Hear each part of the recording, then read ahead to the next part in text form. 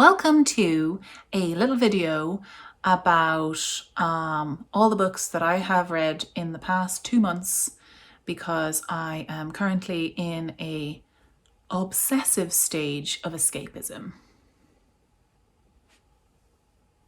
Babbles Books. So this is what are we in? We're in January 2021, and I kind of blame Gabigales. I kind of blame Gabby for this. She she has the she's changed the name now. Plies and Hellhounds podcast. I think that's, and she did some recommendations about books in her podcast, and suddenly all of my reels on Instagram started showing me book talks, bookstagram, and I got lost. I got absolutely lost. So I'm going to be talking a little bit about the series that I inhaled, some on Audible, some on Kindle, and some on written books. But it kind of all started with a reread of some of the Sarah J Maas books. I did read through them.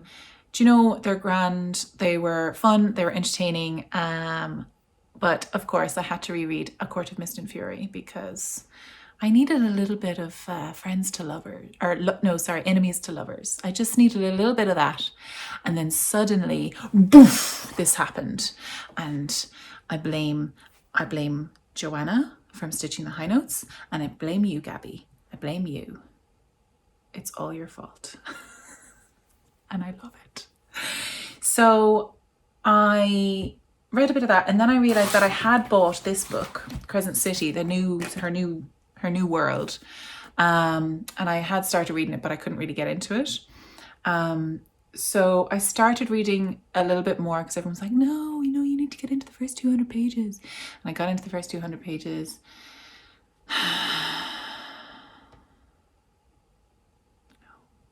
No. I think I went on to Goodreads and I read a review which I couldn't stop laughing at. And now it's ruined for me. I will finish it at some point. I feel like I need to finish it at some point. There's just too much going on. There is far too much. It's got elves, it's got werewolves, it's got angels, it's got vampires. It's got so many, and I don't know. It's kind of now because I haven't finished it, and it's very close to being a just do not read. I can't obviously say about the story because it is a bit slow. This happens, I think, sometimes with authors when they obviously get very successful and the editors are just like, doesn't matter, just throw it in there, be grand. Yes. And everyone is so beautiful. This is an issue that I find a lot with kind of fairy books, is that they're all absolutely stunning. Nobody has a disability, or they have like scars, but the scars are sexy scars. And you're like, yeah, but like, what about hugely disfiguring issues? What about chronic diseases? What about, things that actually happen that end up ruining someone's life, but you still have to live with it? Do you know, like, everyone is just beautiful. It gets a bit exhausting and boring after a while.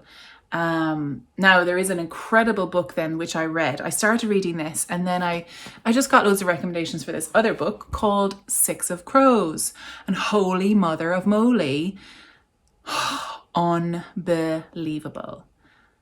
That book, I read it on audiobook, and I actually want to buy it and read it physically as well. Incredible. The cast of characters, the relationships, the psychology behind them, the actual heist, the twists, the writing itself. Oh, so good. And I read Six of Crows first, and then I got the audiobook of the next one, which was Crooked Kingdom. And these are all by this author, Leigh Bardugo. And then in Crooked Kingdom, they started to reference the story in this series. I was going to do it in some sort of order, but I'm just talking now, so that's fine. So this series is the Shadow and Bone series, and I kind of got a bit panicked because I heard that this was going to be a Netflix series, and they've finished filming it in Budapest, and I just got completely obsessed by the world, by the whole series. So I think it goes Shadow and Bone, Siege and Storm, and then Ruin and Rising. And these books, because I was like, oh no, I have to stop reading Crooked Kingdom and I have to go back because these were first, and I like doing things first. But actually you can read them separately. They're very different. I thought there was a spoiler in Crooked Kingdom, but it turned out it wasn't. It wasn't what we thought actually happened. It was like the rumor that was spread around. So I just thoroughly recommend Six of Crows. I really want to get the actual book. This series was her first venture into the Grishaverse, which is called. So the Grishaverse is everything in this world, and including Six Crows and Crooked Kingdom. So, full review. So Grishaverse is set in this world where there are people with powers called Grisha, and there are different sections of powers. So some people can control the body, so they're called heart renders. Some people are healers. Some people can control, so there's corporalnik, which is people who can control the body, and they're separated into people who can heal or people who can do other stuff. I think you can choose. Then there's other ones which are fabricators, so they can control inanimate stuff like metal and wood and all the rest of that stuff. And then there are others which are kind of elementals, so they can control like the wind, some can control water, some can control fire. And then there is the Darkling, who there's only one, and he can control the darkness and shadows. And this series also finds another special person who can control the light. So she's a sun summoner. And it's really cute. It's really romantic. It's really nice. I really enjoyed it. Flew through them. Literally read each one in a day. Like, flew through. Really easy to read. Really satisfying. I really liked the ending. I'm going to say it. A lot of other people didn't. But I really, really enjoyed the ending in this. Very satisfying, enjoyed it, highly enjoyed it. Sometimes you just need a nice ending. And there is another series after this. One of my favorite characters actually comes into play in this one, Siege and Storm, and Nikolai. Oh my God, he's fabulous. I want to read this again just to read Nikolai's dialogue. I think he's my absolute favorite person in the non-existent world, like of all the worlds. I love him so much. And he has another series, kind of sort of a spin-off kind of after this series, which is very interesting, very, very interesting as well. And that one is called King of Scars. And then there's another one, I think the next one to that is coming out after. I don't know what it's called actually, but I'm very excited about it. So anyway, Netflix series, get into it, super fun, lots to read, very enjoyable. And yes, but I think Six of Crows is probably the best book for cast diversity. Like there's a character called Kaz Brecker, who's kind of one of the main lads, and he has, what is fascinating in it actually is I was reading it from I was reading a review from a person who needs a stick to walk. So Kaz needs a stick, but he's young, he's only like 18. So he has a big injury on his leg that didn't never heal properly, and he walks using a cane most of the time, but sometimes he doesn't need it and sometimes he does. And reading the review from this person who does need a cane, like who has a disability, it was just so freeing that it was something really boring that happened to him. Like he just fell and broke his leg and it never healed properly, and now he has to have it. It's not some like deep, mysterious tragedy that happened to him deep in his past. It's just a thing that happened to him, and now that's what he has. Like, And sometimes he doesn't need it and sometimes he does. Like, it's the same with people who sometimes need a wheelchair and sometimes don't. I just thought it was fascinating. Obviously, I'm perfectly abled at the moment. And just the idea that he was still just able to get on and do whatever he needs to do. I mean, it's a bit harder for him, but he does it. And the way it's written, because actually I think Leigh Bardugo also needs a cane. She also needs, I think she's got some sort of disability as well. And she said, I really wanted to write a character with my issues, and for it not to be a big deal, because I needed to be able to cope with now needing to have this cane. So I just really recommend reading Six of Crows for incredible cast of diversity. I really like it. I really like it. This one, it was her first series. A little bit of diversity, not a giant amount, but very enjoyable. In the series, in the Netflix series, they are going to be including some of the stories from Six of Crows and this. So I think Leigh said that it was kind of like writing fan fiction of stuff that happened before Six of Crows to fit into this this time frame. So she was like, I loved it. So I'm very excited to watch that. And there's an Irish girl in it who's playing Nina, and I'm obsessed with her, Danielle Galligan. She's amazing. But yes, so I really recommend Leigh Bardugo. I am going to read everything she's ever read. I also have another book called The Ninth House, which I also need to read. I'm gonna probably write up or do another video about books that I'm really looking forward to reading in 2021 as well. But anyway, that was the Leigh Bardugo series. Next, possibly my favorite. I inhaled these. These are the Holly Black Folk of Air series. Oh my God. Just do it. It's good for you. It'll be good for you, I promise. I promise. So fantastic. And I bought these. These were the first books that I actually decided I was going to buy them and read them in physical form, because I was used to just listening to them on audiobook. And I was getting frustrated with some of the audiobooks that relied quite a lot on fae and fairy stuff, because as an Irish person, we pronounce things differently. So in my head, it just feels better if I'm reading them myself and not having an American tell me how to say Tiernan and Fio, Faye and she and all this. No, I'm going to do it in my head.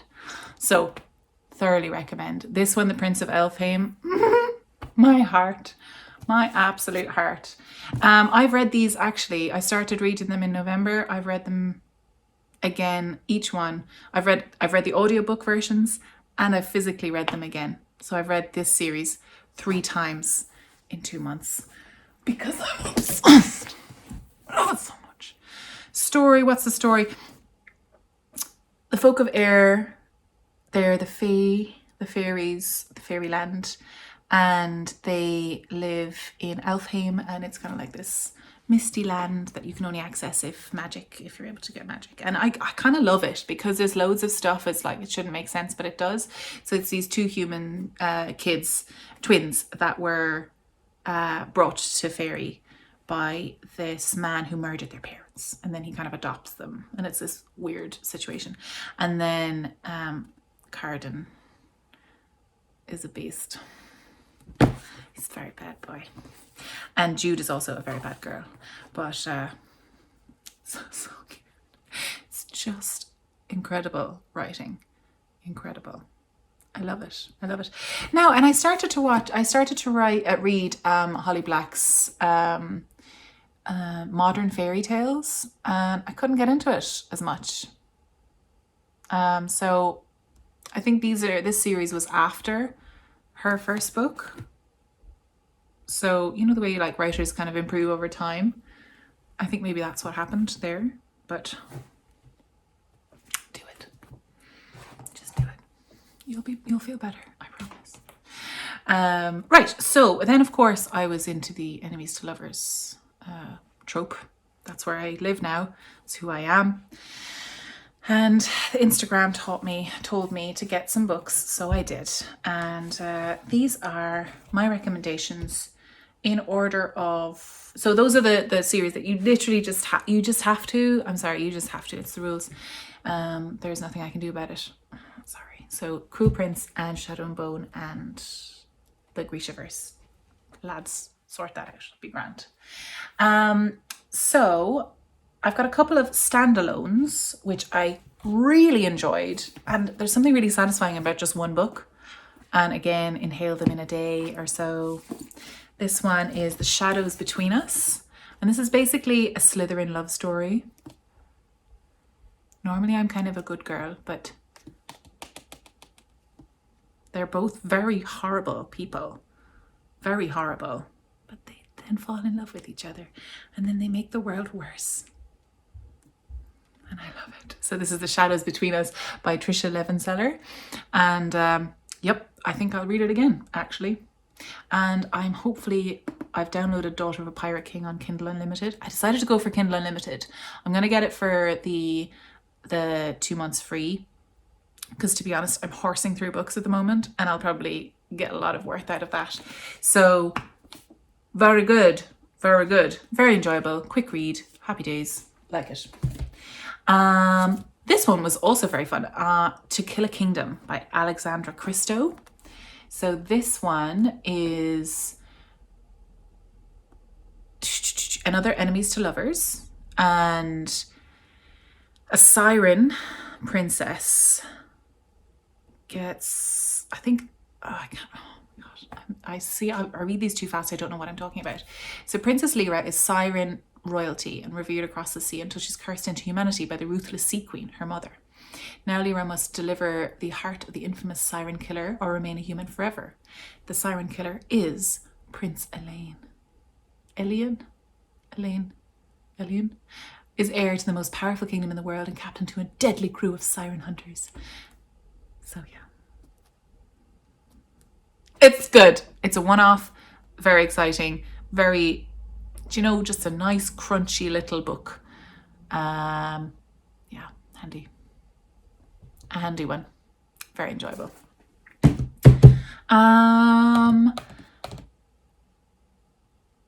There's some books that just cling on to your brain and don't let go. This is one of them. The Bridge Kingdom by Danielle Jensen. I completely fell in love with the characters. Completely. I couldn't. Do you know when you just can't stop thinking about the characters after you finish the book? There's 2 in this series, The Bridge Kingdom, and the second one, I can't remember what it's called now. It's just the second one, I guess. Sorry. So The Bridge Kingdom, and the other one is on my Kindle, because I finished this and I bought the Kindle version the second I finished it and just continued reading. I finished this at possibly 1 o'clock in the morning, and I started the next book, and that was a mistake, but it also was not a mistake. Fantastic. So Lara, so we've got a lot of Lyra, Lara. All the names kind of sound a bit familiar, but Lara is there's this kingdom called Bridge Kingdom, and it connects 2 giant continents. One of them is kind of a desert continent, and one of them is like a lush foresty continent. The desert continent is quite poverty stricken. It's in a lot of wars. It's constantly warring against its southern neighbor. And the Bridge Kingdom is kind of this rich kingdom, but it's made of islands that are connected by a stone bridge, which is the safest way to transport. So they're basically a trade hub. And but Lara is one of the daughters of the Desert Kingdom, and she and all of the rest of her sisters, 12 of them, have been raised in the desert as assassins, and they're going to be sold off to El Princo here of the Bridge Kingdom, and they're going to spy or kill him or something. Enemies to lovers. That's very good. I have to say, very, very, very, very good. No magic, just people. And I kind of loved that as well. I kind of liked a bit of a fantasy world, but no fantasy magic, which was kind of refreshing because life was harder, obviously. So fantastic. I really loved her writing. I also completely love this cover. Some people hated this cover. They thought it was like a video gamey. I was like, yeah, give it to me. I love it so much. The cover on the second book is a bit lame, but you know, I knew what the world was, so I was hooked. So I really, really, really recommend this book. I want to read it again. I think I horse through books so fast that it's actually great because I get to forget what happened and I get to read them again, which is nice. So those are a couple, that's just a 2-book series, which I really recommend. I do have a couple of more that I would like to talk about. This one, this one is breaking my heart because I cannot get the other 2 books because of Brexit. They can't order in any books because all of our books apparently go through England or the UK. This book, An Ember in the Ashes, had me on the hook from the start. Sabaa, Tahir. There are 3 people. Well, 2. You get the viewpoint of 2 people. Leia, another one. Leia, Lara, Leia and Elias. Elaine, Elias. Why is everyone choosing the same names? Anyway, whatever. So Leia is a scholar, and they're kind of like a really low caste, I guess. And her family gets like kidnapped and stuff, and she has to go in to like the main she has to go in kind of undercover to spy for the rebels to try and help her family get released. But she's actually like, she's probably how I would react in that situation, in that I'd be terrified. Like, she's not one of these super duper amazing, insta amazing, brave people thrown into difficult situations. She struggles. The struggle is realistic. The pain she undergoes, the way that like she doesn't like, you know, sometimes they'll get stabbed in the lung and they'll be fighting for the next 20 minutes. You're like, no, if you're stabbed in the lung, you're down. You're down, okay? I don't know. It's just the way it is written is really realistic and kind of, you know, sometimes you're like, oh, come on, she's such a wimp. But then you're like, I mean, that'd be me. I'd be dead. I'd be way deader than she is. And she's only a little bit dead. So, you know, but whatever. And then the guy in it, Elias, and the academy's finest soldier, is secretly its most unwilling. So it's his moral struggle between the way that like the scholars are treated and his role, and he wants to run away. Like, that's his whole thing. He wants nothing to do with it, but he's actually quite high up. Like, his father is quite high up in the court system or whatever, but he has absolutely no desire, and he literally wants to run away. So it's kind of about the 2 of them, and there's another really good character in there as well, who's Elias's best friend, which I really enjoy. So there's just so much that goes on in this book. Like, all the characters are pushed to their absolute limit, and the way that they're transformed is really interesting. So I'm dying to get the next 2 books, and I can't actually follow the author on Instagram because I feel like I'm going to get spoiled with what happens, and it's just wrecking my head. And there's no point in anyone offering to post me stuff because everything's getting stopped because of coronavirus. And it's not on Kindle. Is it on Audible? I don't know if it's on Audible either. I'm very sad. Sabaa, Tahir. You're fabulous, but I need your books in Ireland and I can't get them, and I'm sad about it. I just really recommend the first one anyway. I don't know how the rest of them work out, so we'll see. But it's kind of a satisfying book as well. It's not one of those ones where you're angry because you have to read the next one.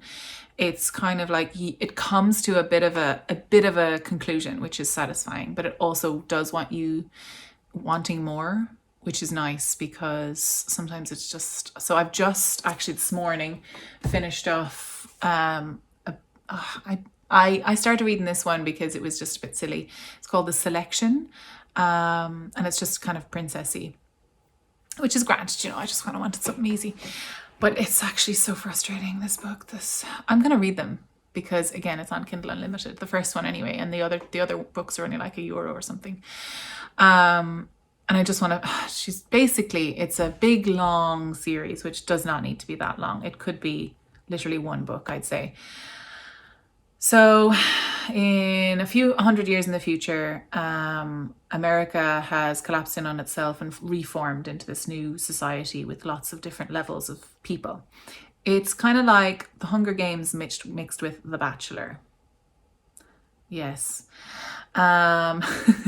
It's enjoyable. Do you know, it's a romp, isn't it? But the books are too short, or they just all need to be one book. Stop making me buy loads of books. I mean, it's a marketing ploy. I get it.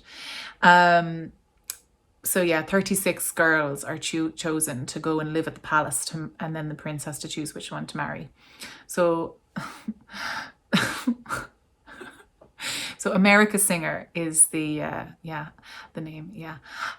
Is the main girl, and she's like, I'm not pretty, and everyone else is like, you're so beautiful and talented. She's like, shut up. I'm like, okay, whatever. So she has this lover back home who is a 6, level 6, and she's a 5. So if she marries a 6, she will then be a 6 because the patriarchy, I guess. And then she gets this chance to be one of the selection, and that automatically rises her to a 3. And then so she's kind of torn between this prince dude who's a 1. I mean, she's the prince. Sorry now, but like,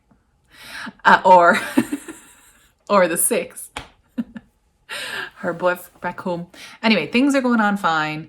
And it's just this whole thing between her, you know, her 2 lovers, and it's just so frustrating because every time she's with one, she's 100% with them, and then she literally bumps into the next one and she's 100% with that guy, and you're like, I hate you. Stop stringing these men along. Just choose one.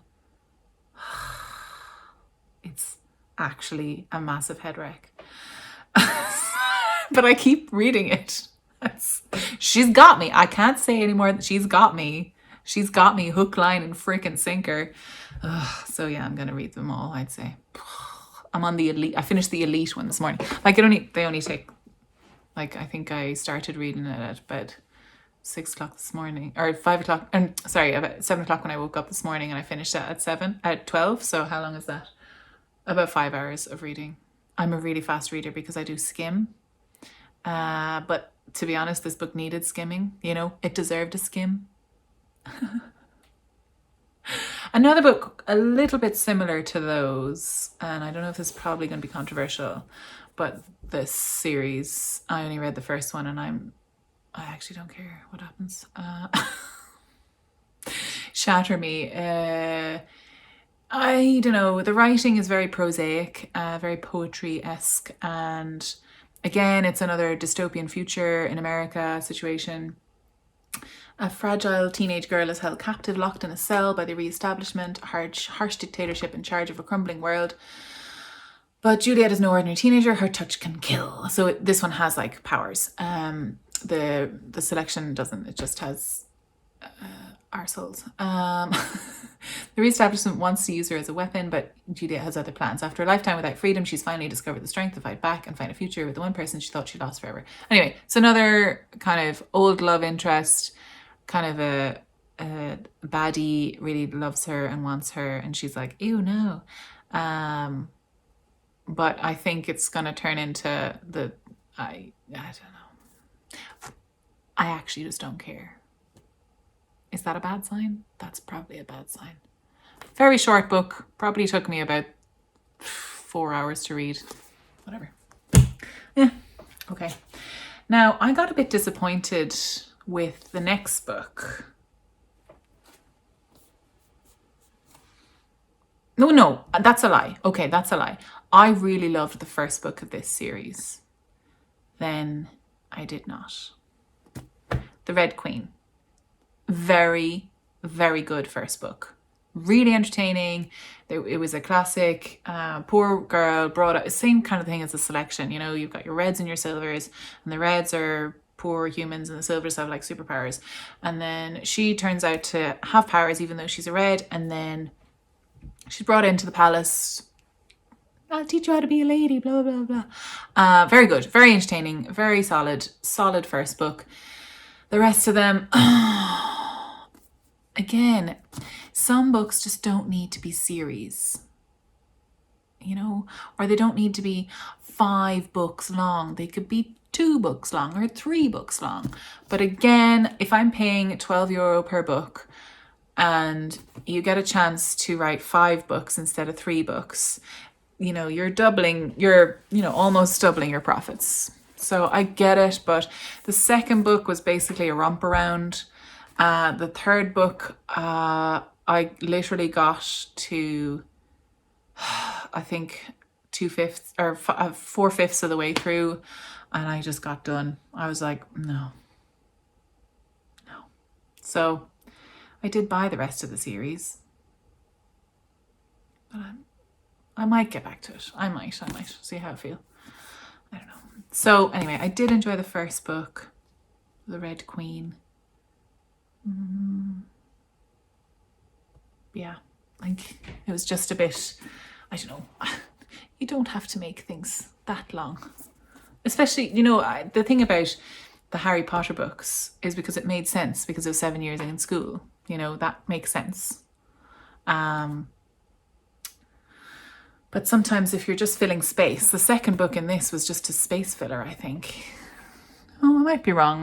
She was trying to like build relationships between different people. Like this, it's another kind of 2 boys, 1 girl situation. Enemies. I think it's trying to be an enemies to lover in the King's Cage, the third one. It's unsuccessful. It's just an abusive relationship, in my opinion, at the moment. I have very little pity for that boy. The second one was the building relationships between the goodie, and then there's the baddie. It's the same thing with Shatter Me. Shatter Me has a goodie and a baddie boy, and I think she's trying to make you choose between the two, and I'm like, the goodie.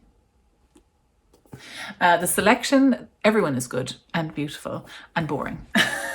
I don't know who she's gonna make him choose because she keeps flipping back and forth so violently, and it's really frustrating, but it is getting me to read it. Whereas these other books, I've just stopped. So interesting. I'm finding all of this stuff really interesting. So then we get to, like I said, so the books that I'm having a bit of trouble with. So this is the first book that I was talking about, Crescent City. Now, there's this other book which is all about the Throne of Glass series, which I really, really enjoyed, from Sarah J. Maas. And this is kind of a prequel book, and I'm scared to read it because I don't want to cry. Because I know that something happens in this because it's mentioned in the rest of the books, and I feel like I wish I'd read this one first, but I didn't, and I'm scared. I don't want to read it because I know what happens to Sam, and I'm like, because it's like constantly referenced. So maybe I'll be brave enough to read this at some point. And what I'm currently reading then in physical form is Cassandra Clare. I'm starting the Shadowhunter series, and I'm kind of enjoying it. It's tripping along a little bit slow. I mainly got it for the cover because he looks cute. So this is the Infernal Devices series. This is the first book, which is The Clockwork Angel. And so far we're set in kind of steampunk London era. And there are angels and demons and this girl, what's her name again? Tessa Gray. She arrives in England during the reign of Queen Victoria. Something terrifying is waiting for her in London's downworld, where the vampires, warlocks, and other supernatural folk stalk the gaslit streets, friendless and hunted. Tessa seeks refuge with the Shadowhunters, a band of demon hunters. Drawn even deeper into their world, she finds herself fascinated by and torn between 2 best friends. Here we go again. 2 best friends. It's a triangle. I don't think I like triangles. I think I just like the enemies to lovers. I think I've come to that conclusion in this little video. Maybe that's why I'm kind of like, meh. But I haven't even got to the, I don't even think I've been introduced to one love interest. The other, I'm not sure about yet. I haven't come across them anyway. So, yes. So literally I have been, and that's not including some of the books that I've read. I've read also Jennifer L. Armentrout's book From Blood and Ash, and then the other one, which is A Kingdom of Flesh and Fire.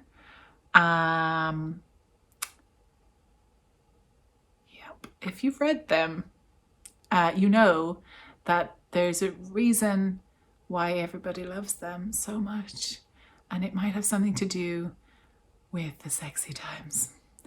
Very enjoyable. They're very good. They're grand. They're grand. Another like enemies to lovers sort of situation. Did see it coming. There was the twists are not super twisty, but do you know what? You're not in it for the twists in that series. You're just in it for the love, for the loving. So, yeah, recommend that. But yeah, don't expect to be shocked by the twists. I mean, you can be shocked if you don't like, you know, that stuff. This video is now not going to be suitable for children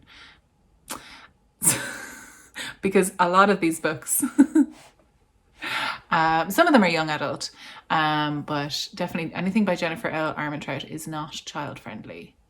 100% not.